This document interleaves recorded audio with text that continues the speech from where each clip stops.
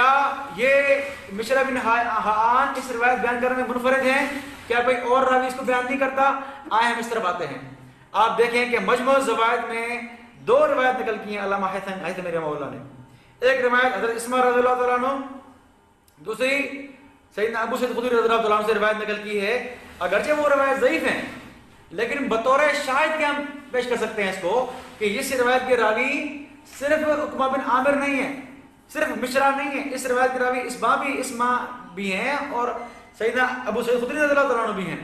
تو اس روایت بیان کرنے میں منفرد نہیں ہے عقبہ بن عامر رضی اللہ تعالیٰ عنہ.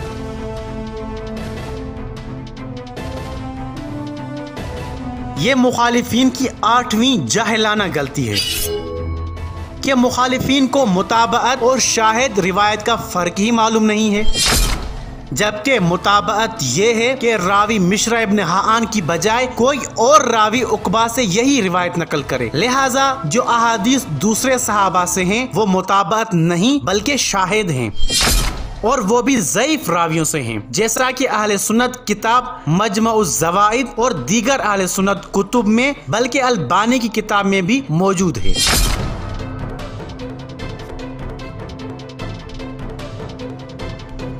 البتہ متابعت کی ایک روایت ہے جس میں مشر ابن حان کی بجائے راوی ابو عشانہ عقبہ ابن عامر سے روایت کرتا ہے، جیسا کہ مسند احمد ابن حنبل کے حاشیے میں ارنؤوط نے لکھا ہے. لیکن اہل سنت علماء کے مطابق اس متابعت والی حدیث کی سند میں ضعیف راوی ہے اور اس راوی میں اضطراب بھی ہے، یعنی راوی کبھی ابو عشانہ سے روایت کرتا ہے اور کبھی یہی روایت پھر مشر ابن حان سے نقل کرتا ہے، جبکہ اہل سنت علماء کے مطابق حقیقت میں ابو عشانہ کا نام غلط ہے، بلکہ یہ روایت بھی مشر ابن حان کی ہی ہے، یعنی مشرا کی متابعت نہیں ہو رہی. لہٰذا مشرا کی یہ روایت عقبہ سے بغیر متابعت کے ہے اور منکر ہے، جیسا کہ اہل سنت کتاب الارشادات میں واضح لکھا ہے. کچھ لوگ کہتے ہیں کہ دیکھیں نبی جو ہوتا ہے وہ نبوت سے پہلے شرک اور کفر نہیں کرتا، لیکن عمر رضی اللہ عنہ نے شرک اور کفر کیا ہے، نبی کیسے بنتے؟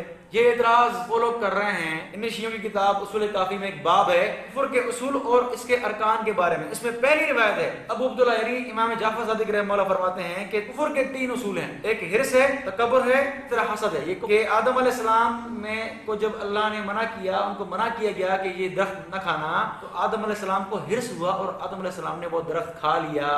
تو یہ کفر کا پہلا اصول جو حرص تھا وہ آدم علیہ السلام میں پایا جاتا ہے، نعوذ باللہ.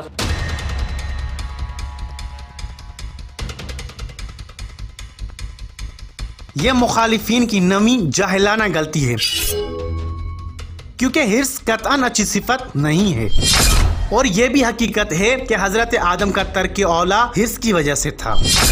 اور یہ بھی حقیقت ہے کہ کفر کی صرف ایک معنی نہیں ہوتی بلکہ لفظ کفر کی معنی نافرمانی بھی ہے، جیسا کہ اہل سنت کتاب تہذیب اللغہ میں لکھا ہے. اور ہر عقل مند اور سمجھدار انسان اچھی طرح سمجھتا ہے کہ ایمان کی ضد والا کفر حرص کی وجہ سے نہیں ہوتا بلکہ شرک کی وجہ سے ہوتا ہے، لیکن مخالفین میں اتنی عقل اور سمجھ نہیں ہے. لہٰذا شیعہ کتاب میں موجود حدیث میں لفظ کفر معصیت و نافرمانی کے معنی میں استعمال ہوا ہے. تو یہ شیعوں نے یہ بات لکھی ہے کہ آدم علیہ السلام نے حرص پایا جاتا ہے، اور یہ ہمیں کہہ رہے ہیں.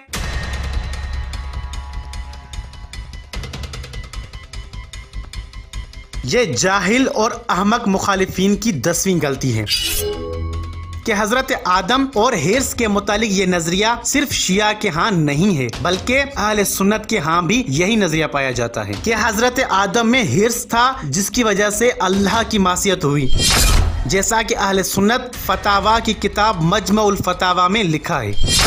حضرت آدم نے حرص کی وجہ سے ہی درخت سے کھایا تھا، جیسا کہ اہل سنت تفسیر قرطبی میں لکھا ہے. تکبر، حرص اور حسد ہر خطا کی اصل ہیں، جیسا کہ اہل سنت کتاب سراج المنیر میں لکھا ہوا ہے. اہل سنت حدیث ہے کہ حرص سے بچو، حضرت آدم نے حرص کی وجہ سے ہی درخت سے کھایا تھا. اور اہل سنت علماء کے نزدیک حرص ہر ملامت کا سبب ہے. حرص فضائل کو روکتا اور پستیوں کی طرف لے جاتا ہے، جیسا کہ اہل سنت کتاب فیض القدیر میں لکھا ہے. لہٰذا جو کچھ شیعہ کتاب میں ہے وہی اہل سنت کتابوں میں بھی ہے، مگر جاہل اور بیوقوف مخالفین اس بات سے جاہل ہیں۔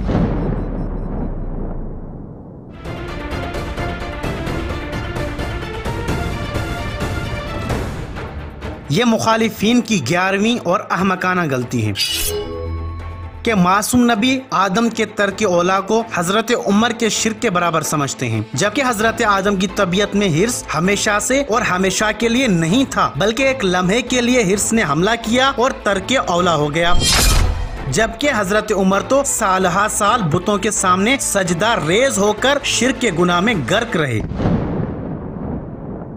یہ کہتے ہیں کہ اگر سیدنا عمر رضی اللہ عنہ میں نبی بننے کی خصوصیات تھیں تو آپ نے خلیفہ ابو بکر صدیق کو کیوں بنایا؟ جن میں نبی کی خصوصیات ان کو بناتے خلیفہ، سیدنا عمر کو بناتے خلیفہ، تو نبی کی خصوصیات جن میں ہیں وہ خلیفہ بننے کے زیادہ لائق ہے۔ ہم ان کو یہ کہتے ہیں کہ یہ تمہارا اصول ہے کہ جو خلیفہ کا مستحق ہو۔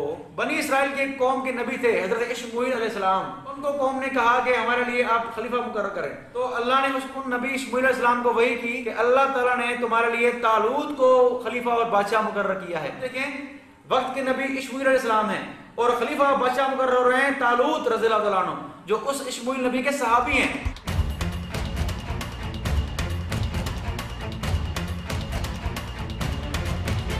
یہ مخالفین کی 12ویں غلطی ہے جو کہ من گھڑت مفروضوں پر مبنی ہے کہ خود ہی جھوٹے اصول بنا کر شیعہ کی طرف منسوب کر کے خود ہی جواب دے کر اپنے منہ میاں مٹھو بنتے ہیں۔ ہم صرف یہ پوچھتے ہیں کہ کس شیعہ نے اور کون سی کتاب میں کہا ہے کہ خلیفہ صرف نبی ہوگا؟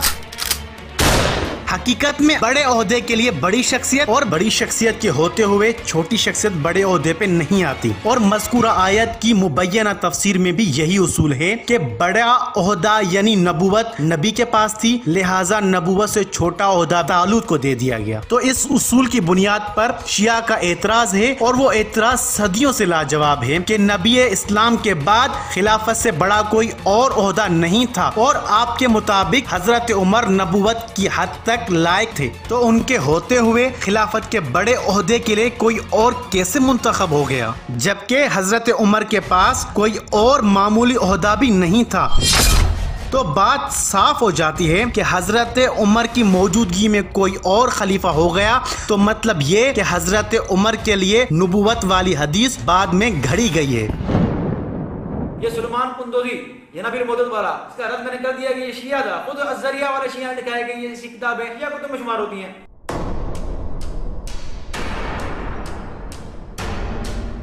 یہ مخالفین کی 13ویں غلطی کہ سلیمان قندوزی شیعہ تھا، جبکہ حقیقت یہ ہے کہ سلیمان قندوزی حنفی تھے اور خود کو حسینی بھی کہتے تھے، جیسا کہ اہل سنت کتاب الاعلام میں تحریر ہے، جبکہ شیعہ کتاب الزریعہ میں صاف لکھا ہے کہ سلیمان قندوزی کا شیعہ ہونا معلوم نہیں، مگر چونکہ اس کی کتاب میں اہل بیت کے فضائل کی احادیث ہیں اس لیے اسے شیعہ کتاب شمار کیا جاتا ہے۔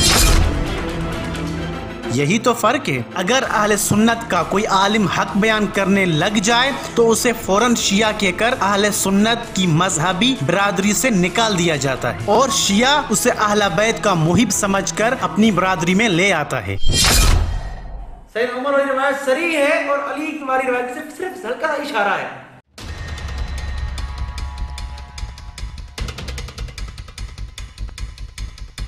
یہ مخالفین کی 14ویں غلطی ہے۔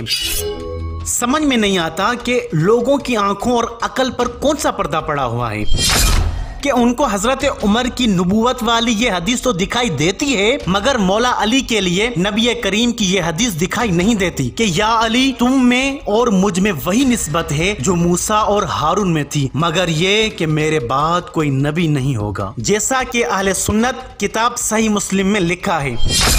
اور پتہ نہیں کس خمار میں یہ کہہ دیا جاتا ہے کہ مولا علی والی حدیث صریح نہیں ہے، جبکہ حقیقت میں یہ وہ حدیث ہے جس میں نبی کریم نے مولا علی کو نام لے کر نبی ہارون سے تشبیہ دی ہے۔ اور اس سے بڑی اور کیا وضاحت ہوگی کہ سید المرسلین نے مولا علی کو نبی ہارون سے تشبیہ دینے کے لیے خود کو منسوخ شریعت والے نبی حضرت موسیٰ سے تشبیہ دی ہے، اور مولا علی ہی ہیں جو بستر سے لے کر میدان تک मिंबर से लेकर मस्जिद तक हर जगह पर रसूल इस्लाम के मयार पर मुकम्मल उतरे। और मौला अली सिफात इंसानी में इस कदर कामिल और मुकम्मल हैं कि मौला अली की मोहब्बत ईमान और बुग़्ज़ मुनाफिकत है, जैसा कि अहले सुन्नत किताब सही मुस्लिम में लिखा है। अल्लाह का शुक्र है कि मुखालिफीन जहालत का इजहार और गलतियां करते हुए नहीं थकते, मगर हम वक्त की तंगी की वजह से इन 14 गलतियों की निशानदही और तस्हीह पर इक्तिफा करते हैं। वस्सलाम।